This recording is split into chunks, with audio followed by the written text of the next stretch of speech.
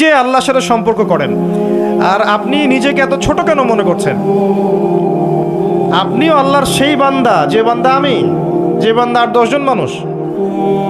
আল্লাহ পাক আপনাকেও ভালোবাসেন, আল্লাহ পাক অবশ্যই আপনাকে ভালোবাসেন।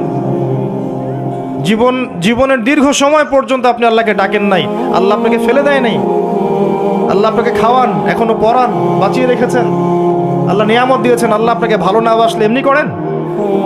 আল্লাহ পাক অপেক্ষা করছেন কবে খালি আপনি আসবেন আল্লাহর কাছে, এসে বলবেন আস্তাগফিরুল্লাহ ওয়া আতুবু ইলাইহি। আল্লাহ পাক অপেক্ষা করে বসে আছেন আপনার জন্য। আপনি কোথায় যাচ্ছেন? ফাআইনা তাযহাবুন।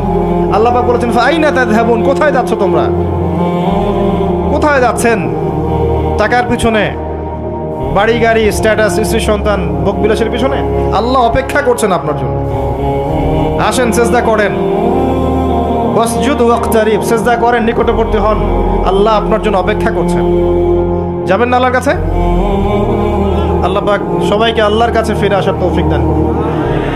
এটাই হোক আমাদের কাছে আসার গল্প, এটাই হোক আমাদের কিসের গল্প? কাছে আসার গল্প। আমাদের জেনার গল্প দরকার নাই। ওদের কাছে জেনা হচ্ছে কাছে আসার গল্প, যার ব্যাপারে আল্লাহ বলেছেন লা তাকরাবু জিনা, ওর ধারের কাছেও যেও না, আর তারা ওইটাকে বলবে কাছে আসার গল্প। ইন্না লিল্লাহি ওয়া ইন্না ইলাইহি রাজিউন। আল্লাহ পাক আমাদের যুবক যুবতীদেরকে হেদায়েত দান করুন, পিতা মাতাদেরকে পরিবারে অনুশাসন বজায় রাখার তৌফিক দান করুন। আমাদের এই কাজগুলোর প্রতিফল কিন্তু আমাদেরকে ভোগ করতে হবে। আমাদের মেয়েদের, আমাদের ছেলেদের, তাদেরকে আমরা কিভাবে বড় করছি এটার হিসেব কিন্তু আমাদেরকে চুকিয়ে দিতেই হবে। পিতামাতাদেরকে বলবো সচেতন হয়ে যান। আল্লাহ পাক তৌফিক এনায়েত করুন, আমিন। আর যারা ওই পথে চলে গেছেন তাদের উদ্দেশ্যে একটা কথা বলবো, সেটা হচ্ছে যে এটা একটা মোহ, একটা ভ্রম। বাস্তবতা হচ্ছে যে আপনাকে প্রতিশ্রুতি দিচ্ছে সে আপনাকে অনেক ভালোবাসে, আদতে সে আপনাকে ভালোবাসে না। আদতে সে আপনার অবস্থানকে ভালোবাসে। আপনি আজ হোক আর কাল হোক এটা বুঝতে পারবেন যে সে আপনাকে ভালোবাসে না, আপনার অবস্থানকে ভালোবাসে। আপনার অবস্থান যদি ভালো থাকে সে আপনাকে ভালোবাসবে, অবস্থান ভালো না থাকলে ভালোবাসবে না।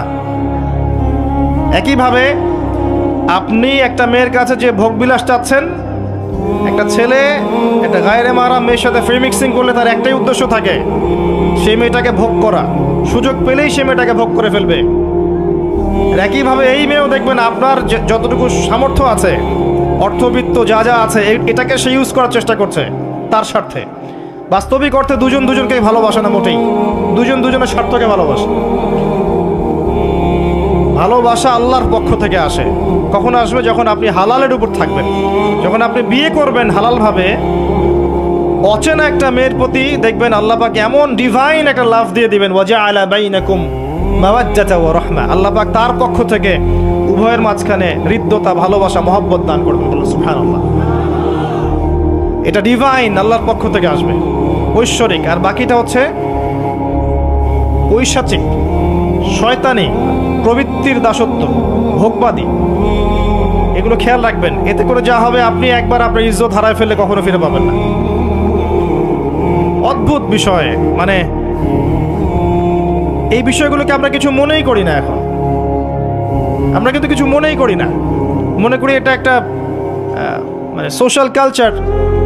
গার্লফ্রেন্ড বয়ফ্রেন্ড থাকবে, একটা সোশ্যাল কালচার। এভাবে যে কত ছেলে কত মেয়ে, লক্ষ লক্ষ কোটি কোটি নিত্যদিন জেনা করছে, আল্লাহ ভালো জানে। আল্লাহ পাক আমাদের যুব সমাজকে হেদায়েত করুন, আমিন। আর যে প্রশান্তির জন্য আপনি তার কাছে যাচ্ছেন সেটা তার কাছে নাই। প্রশান্তি আছে কোরআনের কাছে, প্রশান্তি আছে নবীর সুন্নায়, প্রশান্তি আছে আল্লাহর জন্য সেজদায়। তার আল্লাহর জন্য আল্লাহকে স্মরণ করে আপনি কাঁদবেন, প্রশান্তি পাবেন। আল্লাহর জন্য কিছু কাজ করবেন, তার দিনের কোনো খেদমত করবেন, প্রশান্তি পাবেন। আল্লাহর কোরআনের 10টা আয়াত মুখস্থ করেন, মনে এমন শান্তি আসবে যেটা আপনি কোথাও পাবেন না। আমি চ্যালেঞ্জ করে বলছি আপনাকে, আপনি আল্লাহর কিতাবের আজকে গিয়ে 5টা আয়াত মুখস্থ করেন, অর্থটা পড়বেন, কয়েকবার চর্চা করেন, মানুষকে শোনান, আপনি মনে এমন একটা প্রশান্তি পাবেন যেটা পৃথিবীর কোনো জায়গায় পাবেন না। এখানে প্রশান্তি এত এত বেশি মাত্রা আসবে, যার খবর যদি ওই পশ্চিমারা